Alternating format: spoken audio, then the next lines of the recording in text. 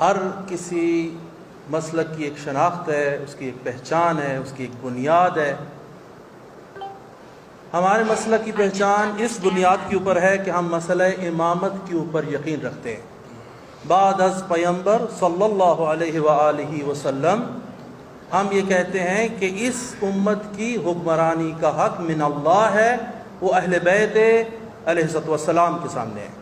جو اہل بیت کے سامنے آئے ہم اس کو قبول کرنے کے لیے، اہانت کرنے کے لیے آمادہ نہیں ہیں، لیکن ہمیں یہ مجبور کیا جا رہا ہے کہ جو ان کے قول کے مطابق، جو ان کی تعریف کے مطابق اصحابی ہے، اس کے ساتھ بھی رضی اللہ لگاؤ۔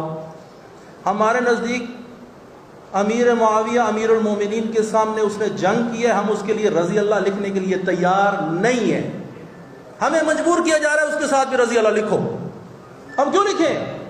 ہماری کتب میں بھی نہیں لکھا جاتا، ہمیں مجبور کیا جا رہا ہے اس کے ساتھ بھی لکھو۔ ہمیں کہا جا رہا ہے کہ یزید کے متعلق اور دوسری چیزوں کے متعلق بھی یہی چیزوں کا اظہار کیا جائے۔ یہ ہمارے بنیادی معتقدات مسئلہ امامت کے برخلاف ہے۔ جو سقیفہ بنی ساعدہ میں بعد از پیغمبر جمع ہوئے، ہم ان کی اہانت نہیں کرتے، لیکن اس کو غیر قانونی فعل شمار کرتے ہیں۔ ہم یہ کہتے ہیں ہمارا بنیادی اعتقاد ہی ادھر سے شروع ہوتا ہے، باقی سب فروعی اختلاف ہے۔ ہم یہ کہتے، اور پھر علیہ السلام والی جو بات آغاز سید لے کر آئے ہیں، یہ بڑی حساس بحث ہے، سمجھنے کی کوشش کریں آپ لوگ۔ کیوں ہم علیہ السلام کہتے ہیں اہل بیت کو؟ کیونکہ ہم معصوم عن الخطا سمجھتے ہیں امیر المومنین کو اور 14 معصومین کو۔ جس طرح پیغمبران کو علیہ السلام کہتے ہیں، اسی واسطے ان کو علیہ السلام کہتے ہیں۔ رضی اللہ عنہ، اللہ ان سے راضی ہو جائے، یعنی جائز الامکان ہے وہ۔ ہم تو ان کو یعنی جائز الخطا سمجھتے ہیں، ہم بالکل جائز الخطا نہیں سمجھتے ان کو۔ ہم یہ کہتے ہیں یہ خطا انجام نہیں دیتے، تو جس طریقے سے حضرت یوسف، حضرت ابراہیم اور حضرت عیسیٰ کو علیہ السلام کہتے ہیں، اسی اعتقاد کی بنیاد پر ہم حضرت امیر المومنین علی ابن ابی طالب علیہ السلام کو علیہ السلام کہتے ہیں۔ پھر ایک اور مصیبت جو اس قانون کے اندر ہے، آپ ذرا کھول کے دیکھیں کہ اس کی شک نمبر 8 یا اس فلاں کے اندر آیا ہوا ہے کہ جی آپ نے خلیفہ راشد کہنا ہے فلاں فلاں اور فلاں کو۔ بھائی ہم خلیفہ راشد نہیں سمجھتے ان کو۔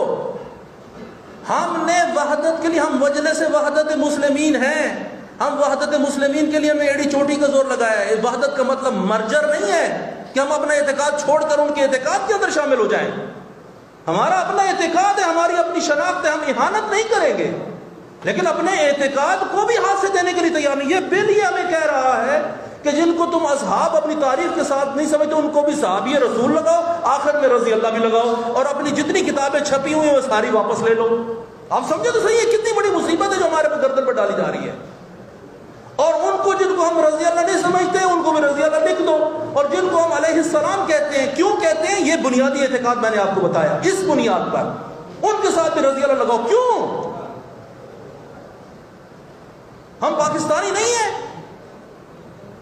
ہم اپنے اعتقادات کی حفاظت بھی نہیں کر سکتے۔ یہ کسی سے پوچھے بغیر گفتگو، کسی عالم دین سے گفتگو کیے بغیر۔ دیکھیں آپ اس میں ایک اور مصیبت دیکھیں کہ اس میں اندر لکھا ہے نبی کی 4 ڈاٹرز آف پروفٹ محمد صلی اللہ علیہ وآلہ وسلم، یعنی انڈائریکٹلی ہم سے منوایا جا رہا ہے کہ نبی کی 4 بیٹیاں تھیں، ہم نبی کی 1 بیٹی مانتے ہیں، باقی ربائب ہیں۔ یہ ہم سے یعنی جسے کہتے ہیں یعنی زورے سے منوایا جا رہا ہے ہم سے۔ یہ کیا گفتگو ہے جو یہ کر رہے ہیں؟ یہ مسئلہ انتہائی حساس ہے، یہ گفتگو انتہائی حساس ہے۔ یہ لگتا ہے کہ کسی تکفیری شخص نے یہ ڈرافٹ کر کے ان کے حوالے کیا ہے، اور یہ جو بے وقوف حضرات جہاں سے بیٹھے ہوئے اسمبلی میں انہوں نے یس کر کے اس کو منظور بھی کر لیا ہے۔ کسی عالم دین سے کنسلٹ تک نہیں کیا ہے انہوں نے۔ اور ایک اور چیز آپ دیکھیں، ہم جتنی بھی مجالس ہیں اس کے اندر ہم انتقاد کرتے ہیں، بحث امامت کے اوپر ہم انتقاد کرتے ہیں۔ اس کے اندر یہ لکھا ہوا ہے یہاں پر، اور یہ شک نمبر اس کے اندر لکھا ہے کہ any material printed or graphic that defames, criticizes, brings into ridicule or disrepute فلاں فلاں، سارے سب کے نام لے کر آ رہے ہیں، اور پھر کہتے ہیں خلفائے راشدین اور فلاں۔ اور بھائی ہم گفتگو کرتے ہیں جنگ جمل کے اوپر، ہم امیر المومنین کو حق پہ سمجھتے ہیں، جنگ صفین میں بھی اور جنگ جمل میں بھی۔ یہ ہمارے بنیادی عقائد ہے۔ اگر ایک بندہ اٹھ کے کہتا ہے جنگ جمل میں آپ نے جنگ جمل بیان کی ہے تو آپ نے ام المومنین حضرت عائشہ کے متعلق جو ہے آپ نے تو کرٹیسائز کر دیا ہے، آپ 5 سال کے لیے جیل میں، آپ نے کوئی پیرامیٹرز ہی نہیں ہے.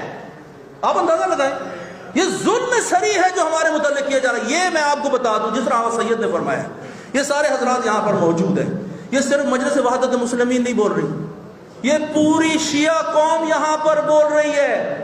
ذاکر، خطیب، طلاب، مدارس دینیہ، سب جگہ جگہ پر پورے پاکستان سے یہ لوگ ہیں جو گفتگو کر رہے ہیں آپ سے. آپ ہمیں ایک جو ہے نا وہ نہ سمجھ لیں کہ ہم یہاں پر ایک تنظیم کے طور پر آئے ہیں. ہم سارے مومنین کی یہاں پر جو محبین اہل بیت وہاں پر ان کی ترجمانی کر رہے ہیں. یقین کیجئے ہم بڑی شدت سے اس بل کی ہم مخالفت کریں گے، اپنے سر لگا دیں گے اس کے اوپر.